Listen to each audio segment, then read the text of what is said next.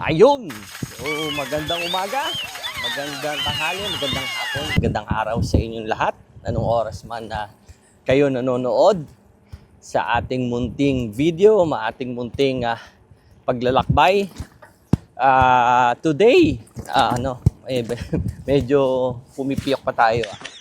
Today, makakalabas na ulit tayo. At ang kakaiba dito sa ating vlog ngayon, tapos na po yung ating mga pre-recorded na video. Meaning to say, etong video na to, bago to. Today is May 1, Labor Day dito sa ating lugar.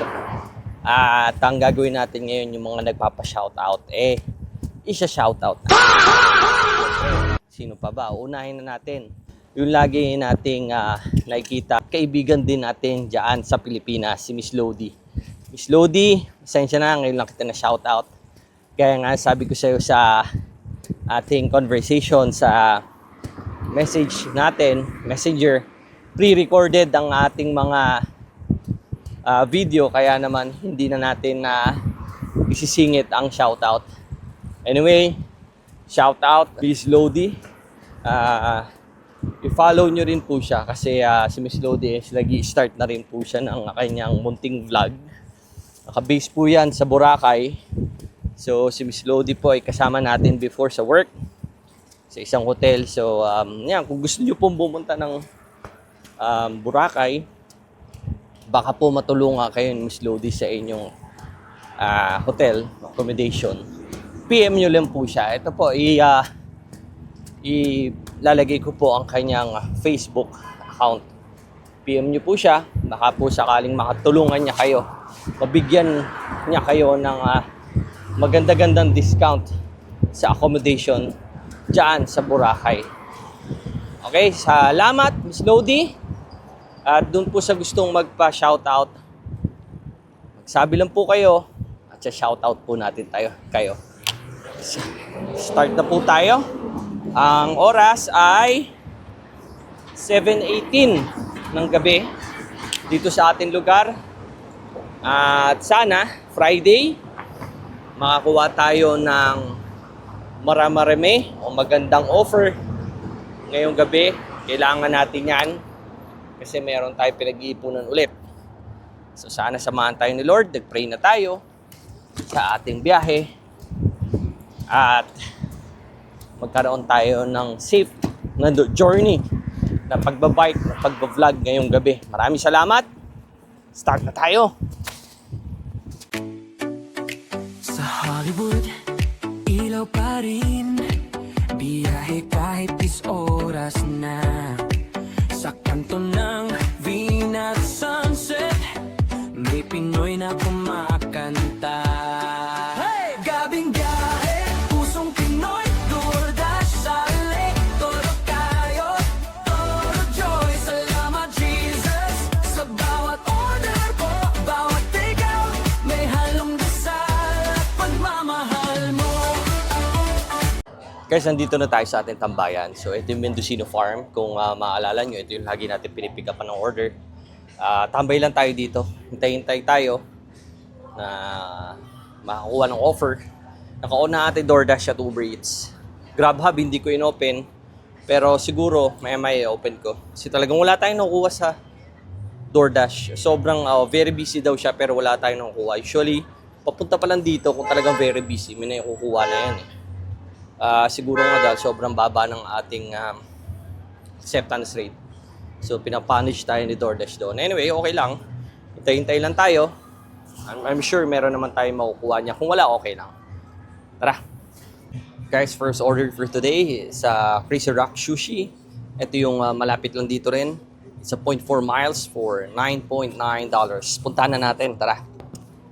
Sa Uber Eats pala itong nakuha natin sa Crazy Rock Sushi, $9.9. Ito yung first order natin for today. Magandang offer to, 0.4 miles lang siya.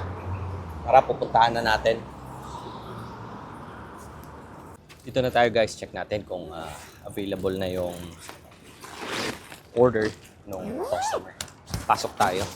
Kung maaalala nyo, ito yung laging mahaba ang pila. Laging mahaba ang maraming tao dito. Sana ready na. Kung hindi naman okay lang.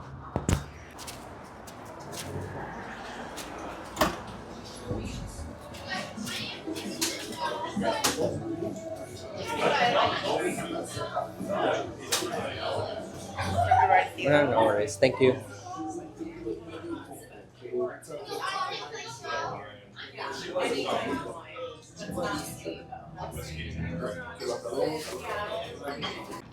Guys, mabilis lang. Ready naman na yung order. Kasi hindi pa masyadong napupuno yung store nila. So, hindi pa sila masyadong busy. Pero, siguro, gintayin lang tayo mga 1 minute, 2 minutes. Okay lang yun, di ba? Hindi ka mukha ng mga nakaraan. Parang 10 minutes yata. 5 minutes, 10 minutes. Pero ito, napakabilis lang. And, 0.4 lang siya. Tapos, $9. Kaya naman, syempre, kinuha natin ito agad. Check natin kung saan banda. Tapos, deliver na natin para makabalik tayo agad. Para makarami tayo, no?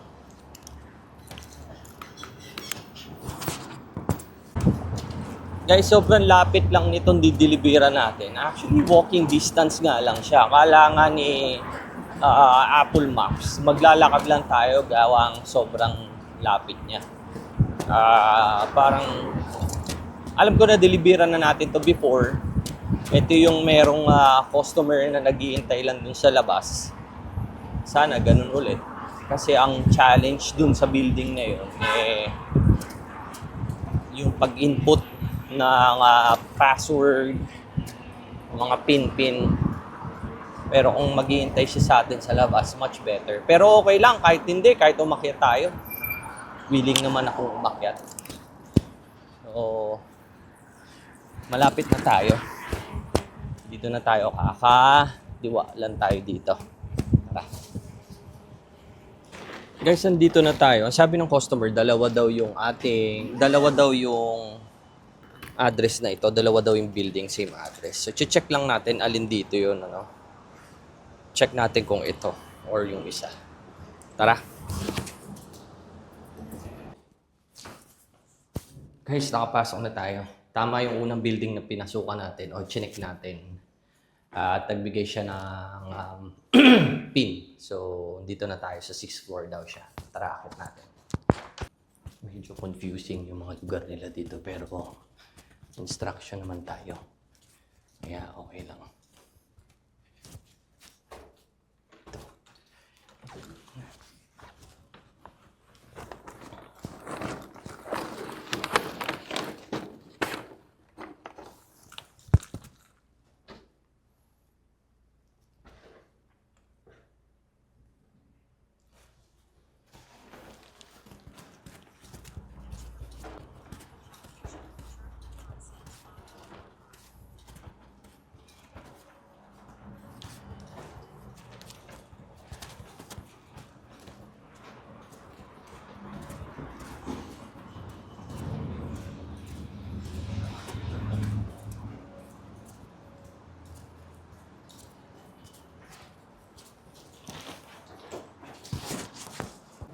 Guys, may nakuha ulit tayong additional, another order.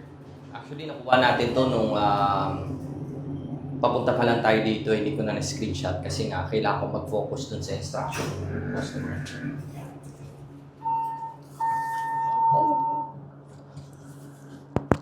So yun nga guys, no? May nakuha tayong panibagong order. Nakuha natin to actually nung paakit pa lang tayo dito. Hindi ko na na-screenshot kasi kailangan ko mag-focus sa instruction ng customer. Kasi kailangan natin mag-pin, may mga special instruction siya paakyat dun sa room niya. Anyway, na malapit lang din naman, parang 0.4 lang din, 0.6 yung store here. At papunta na tayo. Yung mga $5 yata ito. Tara!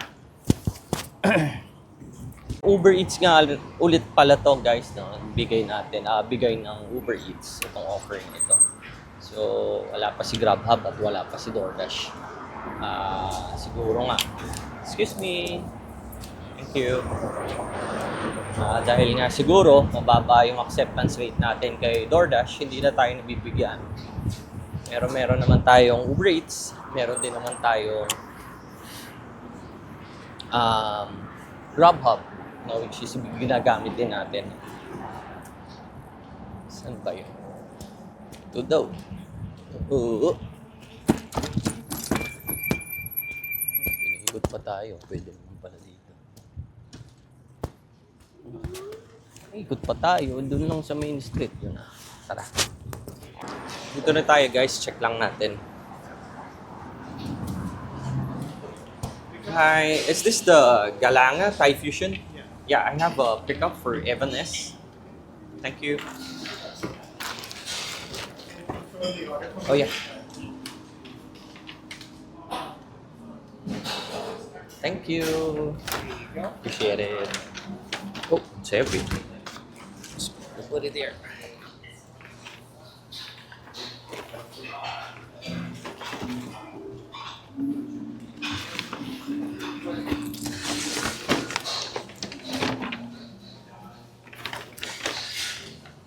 Thank you.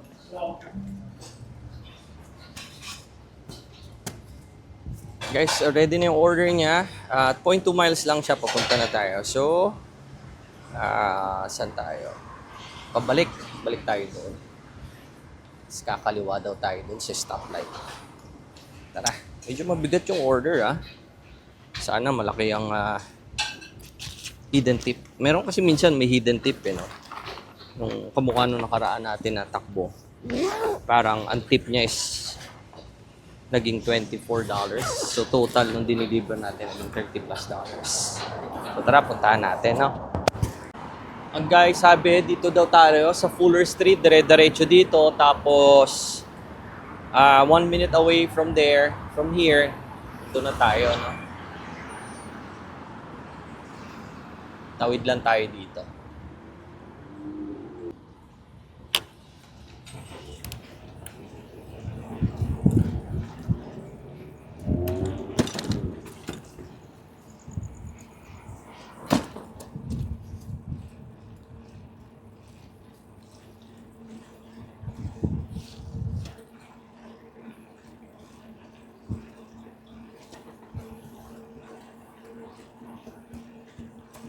Guys, sabi na sa left down natin yung apartment. So, titingin tayo dito sa left side. So guys, another building na wala na namang number. So, i-check natin kung ito. Para ma-check natin, ibabas natin yung pin na binigay ng customer. Kung tama, mag-open yung door. Kung hindi, edi mali.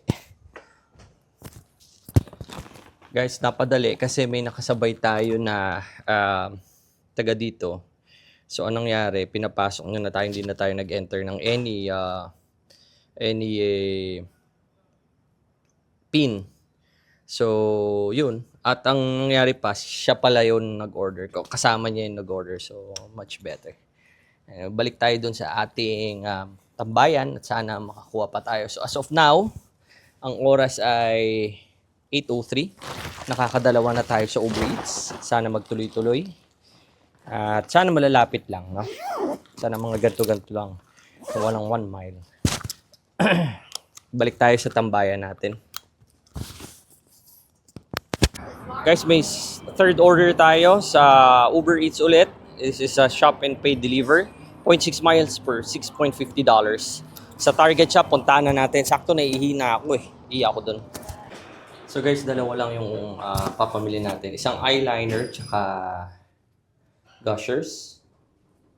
Gushers fruit flavored snack family pack.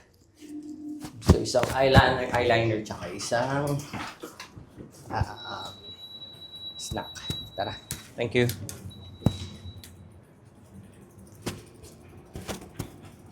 Park lang natin dito.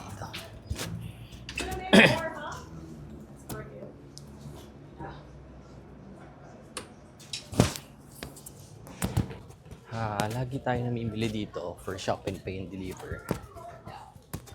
Problema. Well, hindi naman problema. Ang challenge natin is saan kaya yung eyeliner dito. Hindi kaya dun sa mga parang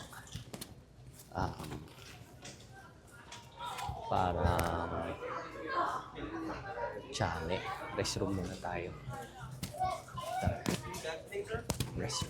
Restroom. Hindi na ako. Malamig. So guys, nag-restroom lang tayo saglit, no? Sa mga curious kung paano yung setup natin, ganyan yung setup natin. Dito sa leeg. Pagka i-drop na natin yung order, nandito sa leeg yung camera. Then pag uma-under tayo, nilalagyan natin sa bike. Sorry. Tara. I think ito. Nagpatulong tayo dun sa isang nag-work dito. Check natin kung ito.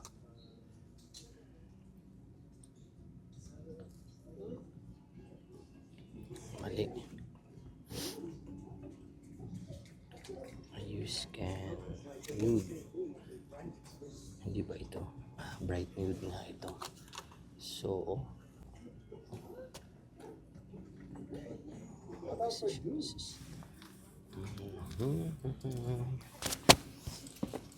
ito siguro scan. Mali pa rin. Ang dami naman kasi mga ganito dito. Bakit ganun? Waterproof, water intense black. Waterproof. Wala ata. Ay, ito. Ay, hindi. Hindi ba ito? Dinding brown. Intense black eh. Check natin to. Scan again. Scan lang ng scan. Ay, ito mama. O, diba? Ito nga. Tara. Next. Nasa G42 daw siya. Ito G42 floor 1. So, G38, 40, 42. Ayun. Crackers. Granola bars. Cookies. Check natin dito. Ito nga. Sa umpisa pa lang. Dito nakikita ko na eh. Gosh, ito na guys. Nakita ko na yung gushers. Guys, nagbigay ng panibagong offer si DoorDash. Kinuha ko ulit. 0.3 miles lang from doon sa dadrapan natin. So, ito. Check natin. Bakit bukas? Ay, hindi ko ito binuksan ha. Bukas eh. Wag yan. Tayo. So, hindi bukas syempre. Scan natin. Okay, there you go.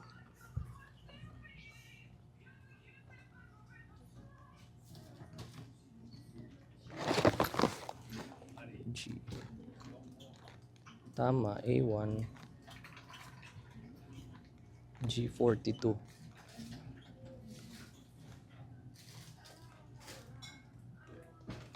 Tapos continue tayo. Next.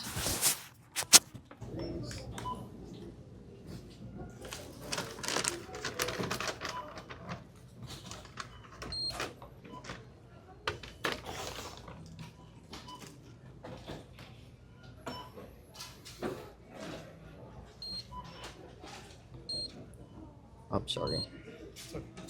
Not now. 2360.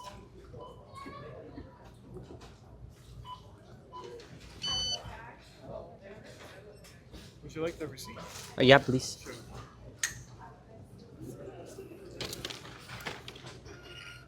Thank you. Have a great day. Yung second offer pala natin, hindi dito sa Target. Sa Ralph's tayo punta at bibilin din natin doon. Papunta na tayo kasi tapos na tayo dito sa Target. Yung dalawang item nakita naman natin, nabili natin. At papunta na tayo sa Ralph's. Tara. Tara guys, punta tayong Ralph's. Nakita ko na yung bibilin, cereal lang. Ito yung bibili natin.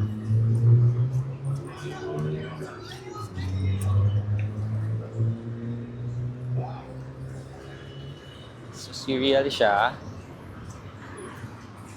Pupunta na tayo doon. Dito na tayo guys sa Ralph's. Pasok lang tayo. Let's check natin. Oh, close. Doon tayo sa isang door now.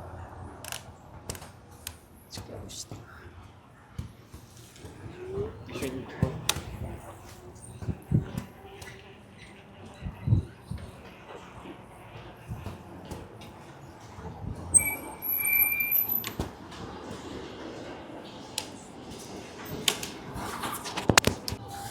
Dito na tayo, guys. Shelf 2. Hanapin natin siya sa shelf 2. Tara.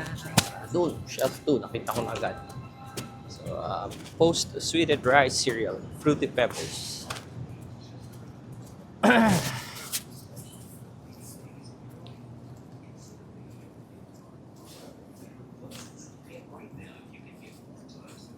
Hindi siya shelf 2 eh. Nandito siya cereals. Number 6. Check natin dito. Ito guys. Ito siya. 11 ounces. Walang mali ito. 12. Ito. Uy, bukas. Aray. Aray mo. Bukas pa. Last na lang to. Problema bukas.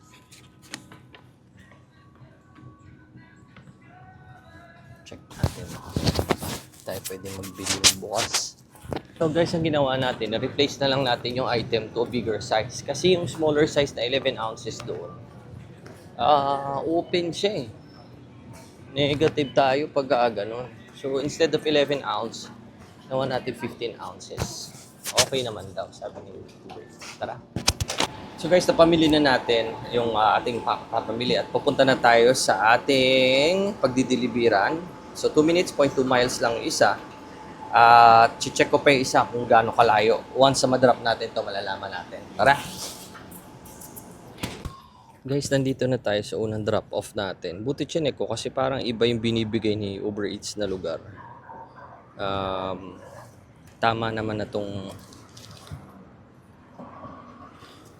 apartment na ito.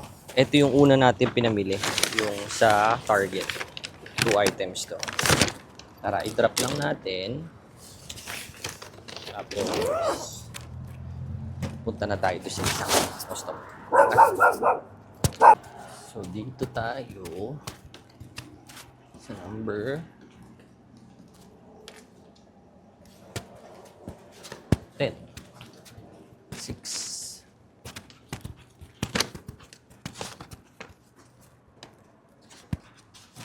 Drop na natin. Papunta na tayo dun sa next natin. Check natin kung gaano kalayo. Oop.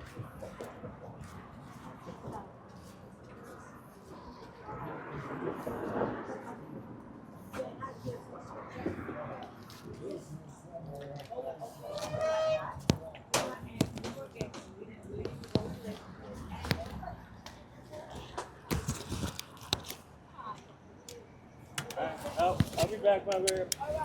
Tara. Delivery natin 1 minute away from here. Punta na tayo. Guys, pabalik na tayo doon sa ating tambayan. Magna 9 o'clock na. In-on na rin natin si DoorDash. Baka sakaling may makuha tayo. Pero as of now, naka-4 na ata tayo. 4 na ba? 3. Ewan ko kung nakailan na tayo. No? Pero maganda yung bigay ni Uber Eats, malalapit lang at maganda yung mga offer, yung rate, okay na okay. So try natin, makakuha pa ulit. Nakakuha ako ng DoorDash na slot na booking hanggang 9:30. So 20:56 na po, 8:56 na. Check natin kung may makukuha tayo kay DoorDash. Kung wala, okay lang. Uwi na tayo.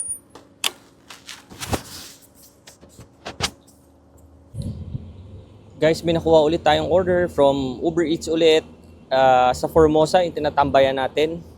It's 0.8 miles for $11. Papunta na tayo, check natin kung okay na. Guys, nandito na tayo sa Formosa. Check natin kung ready na yung order sa 0.8 miles for $11. Tara! Yung order niya, na-pick up na natin. Ito na. Dadalhin na natin sa customer. Actually, 0.6 lang siya. 0.6 miles, 4 minutes away from here. Papunta na tayo.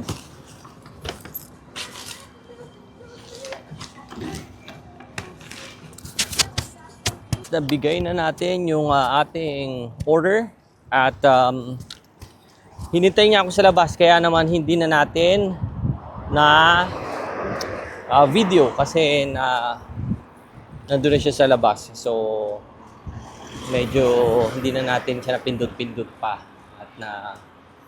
at least nabigay na natin, naging okay naman. Yun yung mga magaganda, yung mga naghihintay yung customer sa labas. Kasi hindi na tayo kailangan umakyat, hindi na natin kailangan mag-pin, di ba? At ang bilis lang. So 0.6 miles, parang 4 minutes. Andito na tayo. Balik na ulit tayo dun sa Formosa. Ang sabi ng customer, meron daw silang Formosa, meron daw parang promo sa spring rolls. Kaya siguro marami nag-order din, sabi niya. So, yun. Kaya naman sabi ko, I'll stay on that place. Babalik ako doon. Baka sakaling may makuha ulit. Tara, samahan niyo ako. Balik tayo. Ang oras na pala is 9:14. So, sana may makuha pa tayo. Hanggang 9:30 tayo. Tara. Guys, ang oras ay 9:34. At tayo pauwi na. Wala na tayong na-receive. Mga 10 minutes na rin tayo naghihintay. At tingin ko, kasi nga, medyo late na. Wala na masyado nag-order. Okay na ako. Para nakalima yata tayo today sa Uber Eats lahat. Di tayo nakakuha sa ibang app. Very thankful tayo dahil safe at nagkaroon tayo ng magandang takbo today. Lord, thank you sa lahat sa biyaya. Pag gabay niyo sa akin, Panginoon. Salamat po. Anyway, salamat din sa pagsama, sa panonood ng ating munting video dito sa Los Angeles, California bilang isang food delivery rider na Pilipino. Muli, kita-kita tayo. Sana panoorin niyo po ulit ang ating mga video. Salamat, God bless, and always pray.